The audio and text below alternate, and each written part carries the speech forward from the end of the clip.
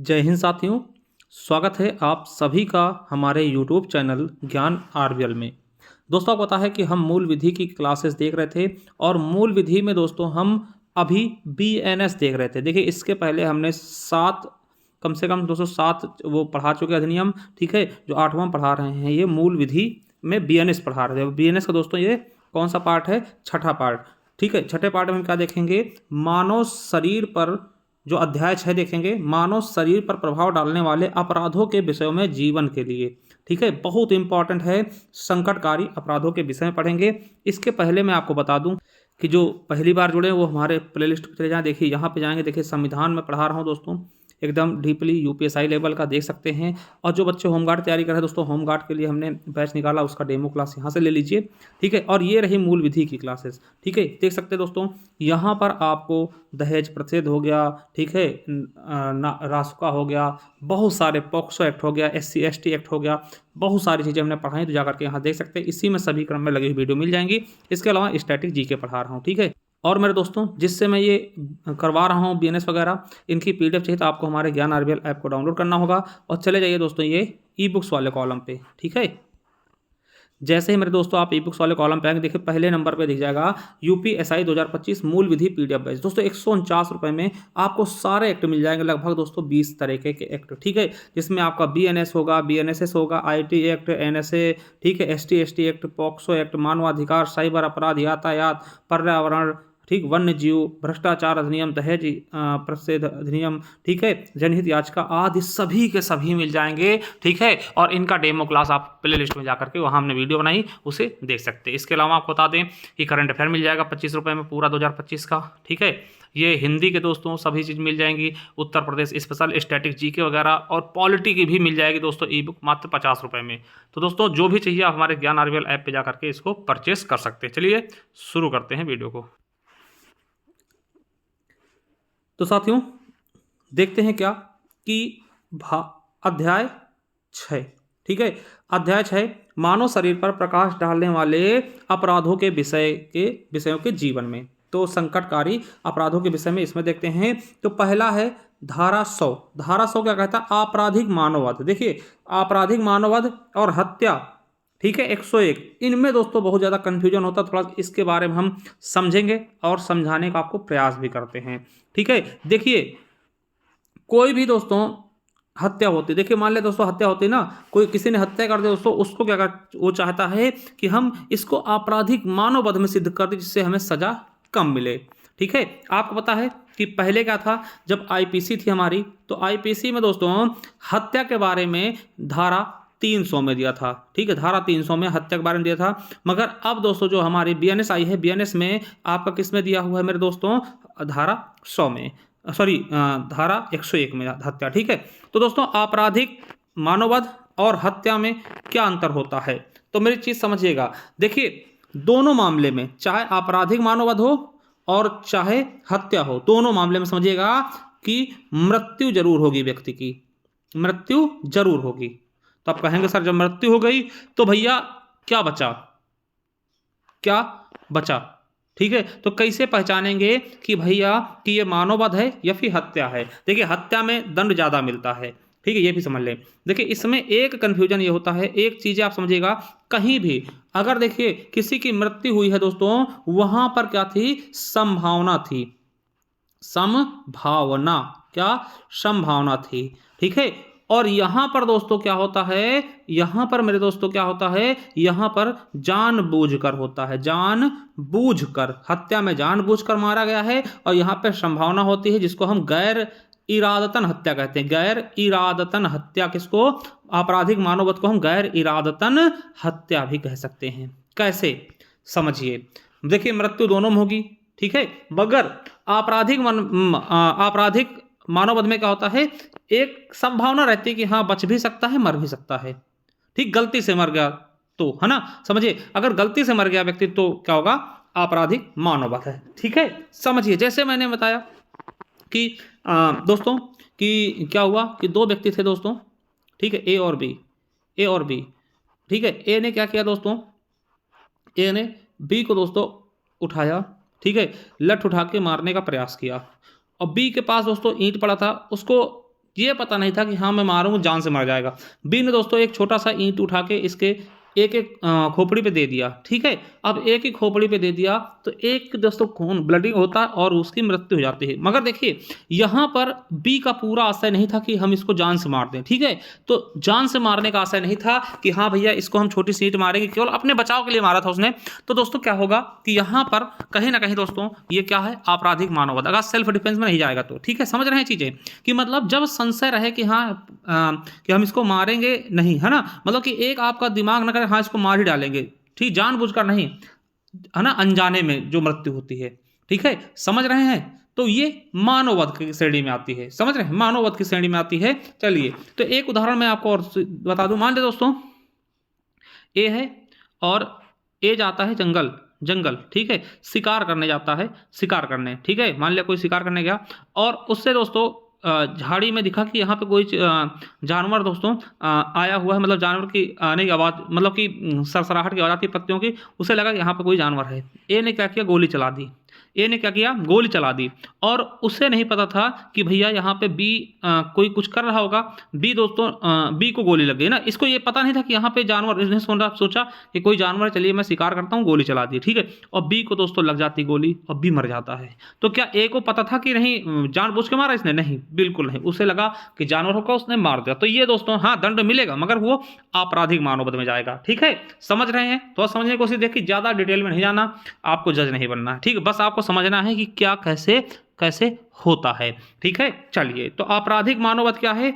आपराधिक मानववध क्या था? मृत्यु कारित करने के आशय से कार्य, देखिए होगा तो आपको लगेगा हाँ मर जा, मृत्यु कारित करने के आशय से काम किया, मगर ऐसी क्षति कारित करने के आशय से किया गया कार्य जिसमें मृत्यु होना संभावित हो, मतलब संभावना रहती है मगर आपकी जानबूझकर नहीं करेंगे, मतलब कि एकदम 100% है कि हाँ इसको मार ही डालूंगा, ठीक है। हाँ संभावना रहती है, हो सकता है लगने के बाद मर भी सकता है।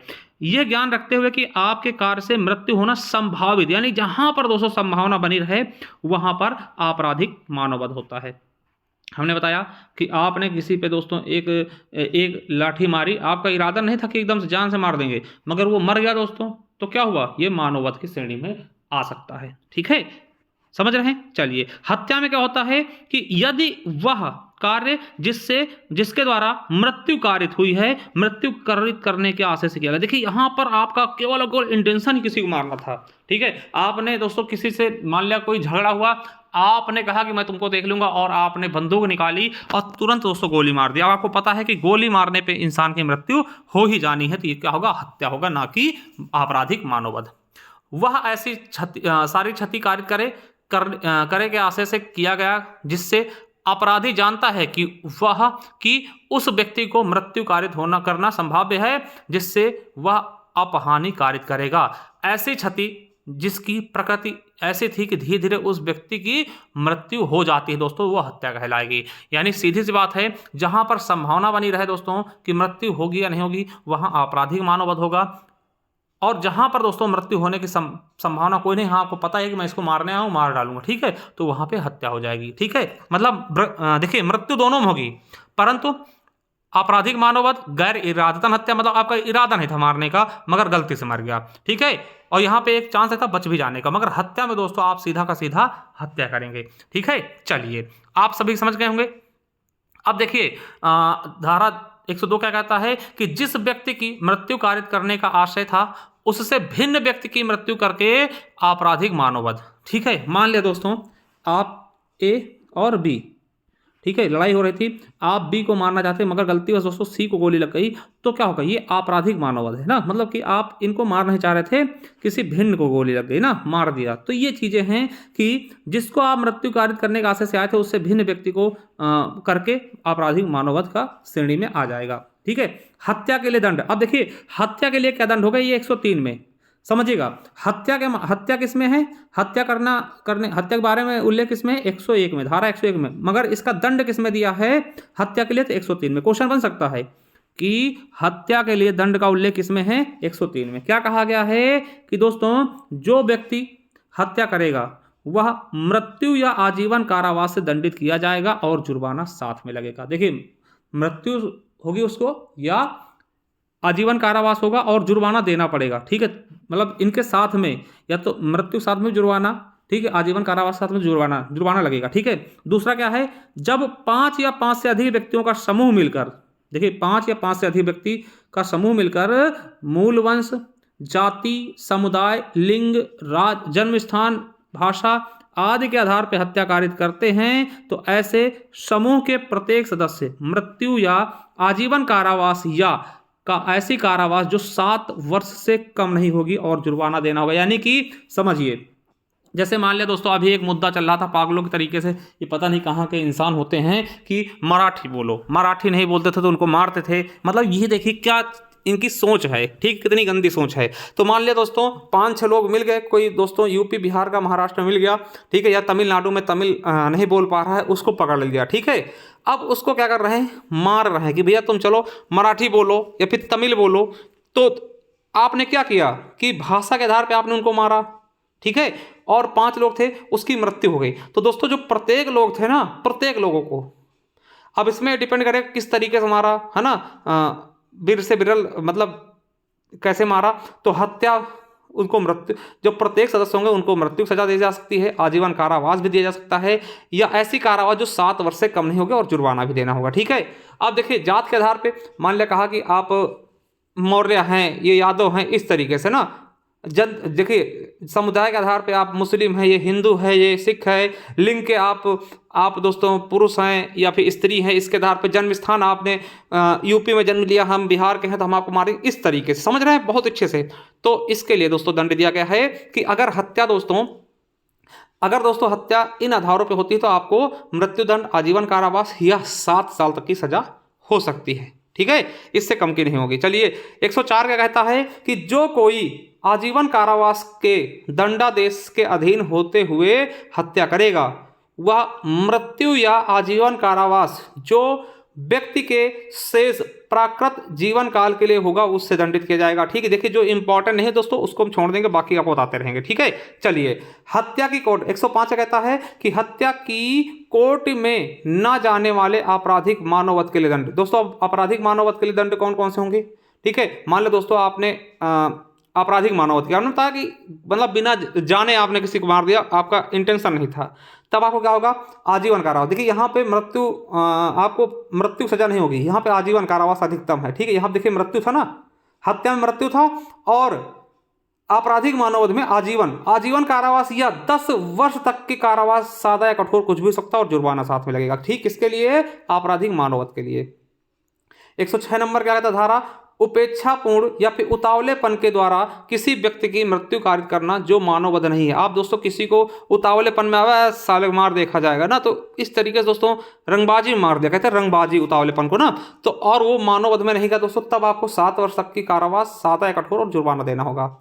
107 में कहता है कि 18 वर्ष से कम उम्र के शिशु या मानसिक रूप से रुग्ण व्यक्ति का आत्महत्या के लिए दुष्प्रेरण। ठीक है, समझिए, मान ले दोस्तों कोई बच्चा है 18 साल से कम है, ठीक है, या फिर कोई दोस्तों मानसिक रूप से थोड़ा सा विक्षिप्त आदमी है, बीमार रहता है, आप उसको गए कहा अबे यार तुम्हें पापा ना तुमका हमेशा डांटा कर साले के तुम्हारा कौन जिंदगी साले, इससे अच्छा मर कहा नहीं जा तू।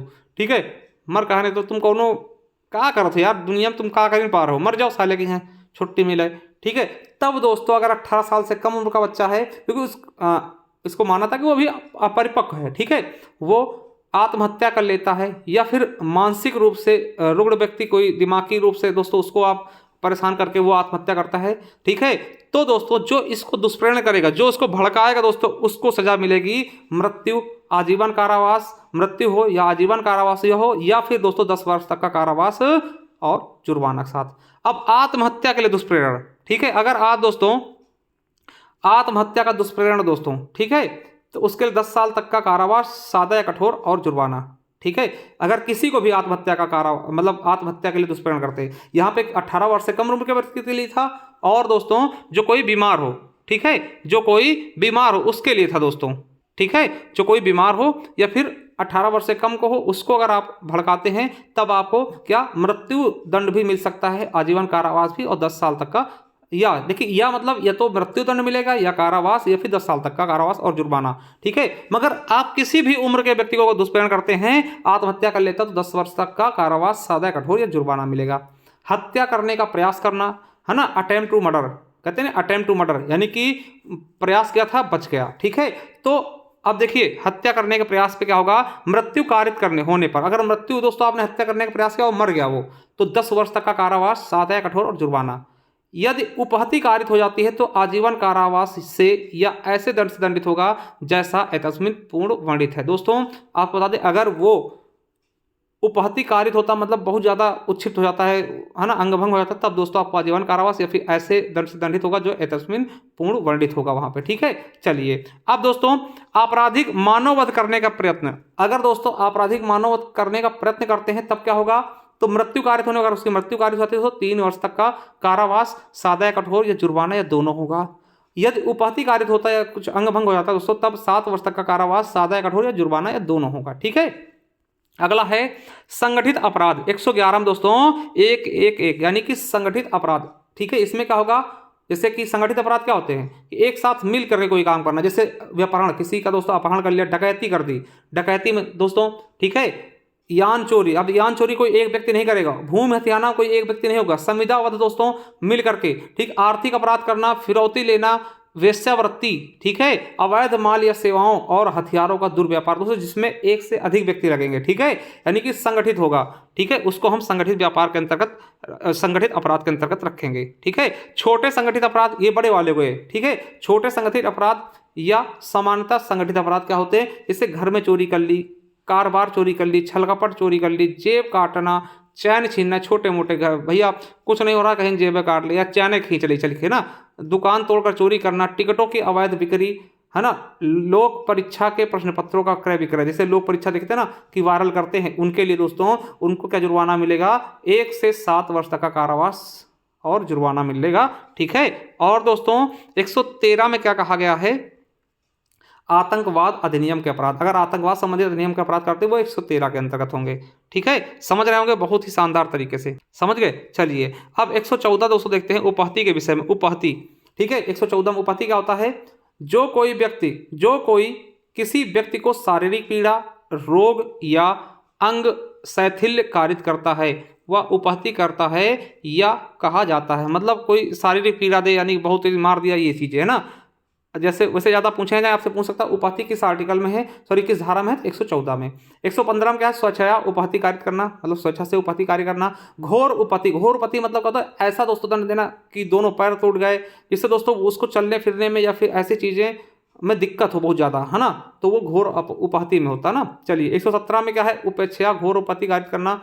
118 क्या है, खतरनाक आयुधों या साधनों द्वारा स्वेच्छया उपहति या घोर उपहति कारित करना, दोस्तों खतरनाक आयुधों द्वारा की, है ना, उनसे उनके द्वारा, तो इनके बारे में, तो इसमें दोस्तों क्या है, अगर खतरनाक आयुधों द्वारा करते हैं तो 3 वर्ष तक का कारावास, सादा या कठोर या जुर्माना दोनों हो सकता है। देखिए जो ज़्यादा इंपॉर्टेंट नहीं है उसको मैं दोस्तों थोड़ा तेजी पढ़ता रहूँगा। अब दोस्तों जिसको इसकी PDF चाहिए, मूल विधि, संविधान या किसी भी चीज़ की PDF ई-बुक चाहिए, वो हमारे प्ले स्टोर से ज्ञान RBL ऐप डाउनलोड करें, वहाँ से आकर के इसको इन सभी PDF वगैरह को ले सकता है। ठीक है, चलिए अब देखिए 119 क्या कहता है, संपत्ति उद्यापित करने के लिए या अवैध कार्य करने को मजबूर करने के लिए स्वेच्छया उपहति या घोर उपहति कारित करना। ठीक है, अवैध कार्य करने के लिए दोस्तों आपने उसको किसी को मार पीट दिया बहुत अच्छे से, बहुत तेजी से, तो उसके लिए दोस्तों 10 साल तक का कारावास होगा, सादा या कठोर जुर्माना। 121 का कहता है कि लोक सेवक को अपने कर्तव्य से भयोपरांत करने के लिए स्वेच्छया उपहति या घोर उपहति कारित करना। मान लो कोई लोक सेवक है, सरकारी कर्मचारी, उसको आप मार पीट के हाथ पैर तोड़ के कहते ये काम करो, तो उसके लिए दोस्तों भय करने के लिए तब आपको 5 वर्ष तक का कारावास, सादा या कठोर या जुर्माना या दोनों हो सकता है। ठीक है, 122 में क्या है, प्रकोपन पर स्वेच्छया उपहति या घोर उपहति कारित करना, ज़्यादा इंपॉर्टेंट है नहीं। 123 का कहता है अपराध करने के आशय से विष इत्यादि द्वारा उपहति कारित करना। देखिए आपको दोस्तों अपराध करवाने के लिए आपने किसी को विष दे दिया, जहर दे दिया, ठीक, उसके लिए आपको 10 वर्ष तक का कारावास, सादा या कठोर कुछ भी हो सकता है। ठीक है, जुर्माना। ठीक है, अम्ल आदि का प्रयोग करके स्वेच्छया घोर उपहति कारित करना, अम्ल यानी तेजाब डाल दिया किसी के ऊपर, ठीक है, उसको अंगभंग कर रहे हैं, तब दोस्तों आपको 10 साल से लेकर के आजीवन कारावास, सादा या कठोर कुछ भी हो सकता है और जुर्माना साथ में। ठीक है, 125 का कहता है कार्य जिससे दूसरों का जीवन या व्यक्तिक क्षेम संकटापन्न हो, ऐसा कार्य करे जिससे दूसरे के जीवन में दिक्कत आए दोस्तों, उसके लिए। ठीक, तो 125 तक दोस्तों बहुत ही शानदार तरीके से आप समझ गए होंगे। और साथियों मैं बता दूं कि मैं ये जो है क्लासेस आप अपने इसी ई बुक से दे रहा हूं। ये ई बुक आप 199 का, मगर दोस्तों ये ऑफर प्राइस में आपको 149 रुपये मिल जाएगा। कहाँ से मिलेगा? तो ज्ञान आरबीएल ऐप पे जा करके इसको परचेज कर सकते हैं, खरीद सकते हैं। इसे फिर बाद में प्रिंट आउट भी करवा सकते हैं दोस्तों, बहुत ही बेहतरीन तरीके से। इसी से मैं सारी क्लासेज आपको दिया हूँ, ठीक है। तो जाइए दोस्तों ज्ञान आरबीएल ऐप डाउनलोड करिए दोस्तों, लिंक नीचे डिस्क्रिप्शन बॉक्स में दे दिया। थैंक यू, धन्यवाद।